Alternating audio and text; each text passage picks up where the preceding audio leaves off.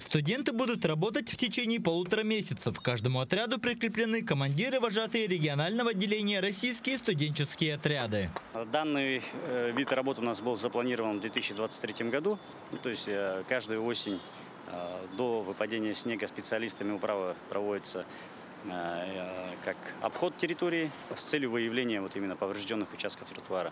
Но в этом году нам повезло, ввиду того, что окружная администрация заключила договор со студенческими отрядами, поэтому мы привлекли больше людей для ремонта. Студенческие трудовые проекты отличаются от других тем, что на досуге проводится много мероприятий разного формата. Так, после работы для несовершеннолетних подростков будут проведены различные игры, на которых они могут друг с другом познакомиться и подружиться.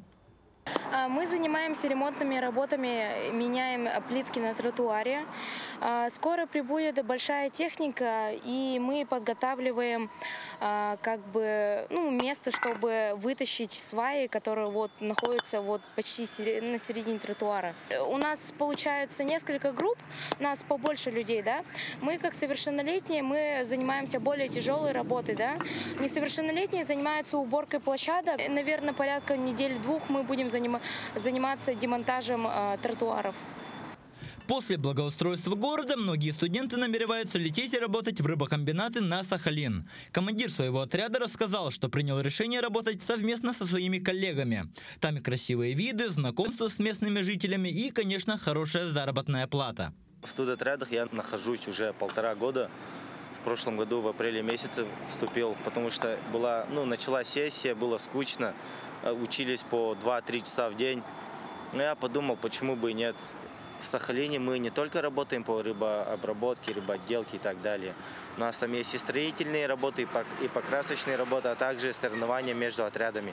На все лето я работаю, пытаюсь заработать деньги, потому что у меня есть девушка и есть хорошие планы на будущее. В 2024 году студенческие отряды отмечают 65-летний юбилей. Проект «Острог» – хорошая возможность для молодежи подзаработать на свои карманные расходы.